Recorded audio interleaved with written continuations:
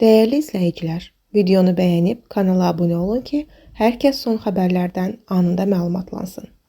Əmək və Əhalinin Sosial Müdafiəsi Nazirliyinin tabeliyində Dövlət Sosial Müdafiə Fondu tərəfindən Bakı, Sumqayıt şəhərləri və Abşeron rayonu üzrə mart ayının pensiyaları qrafikdən əvvəl ödənilib. Bu barədə Nazirlikdən məlumat verilib. Bildirilib ki, ölkənin digər bölgələri üzrə habelə güzəştli şərtlə pensiya hüququna malik şəxslərin pensiyaları, bütün müavinət, təqaüd və ünvan dövlət sosial yardımları da qarşıda gələn bayramlarla əlaqədar olaraq bu ay qrafikdən əvvəl ödəniləcək. Goranboyda dəhşətli intihar hadisəsi baş verib.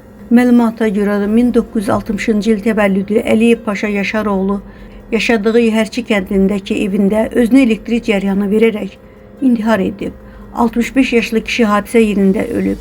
Onun ölümü ilə bağlı Goranboy rayon prokurorluğunda araşdırma aparılır.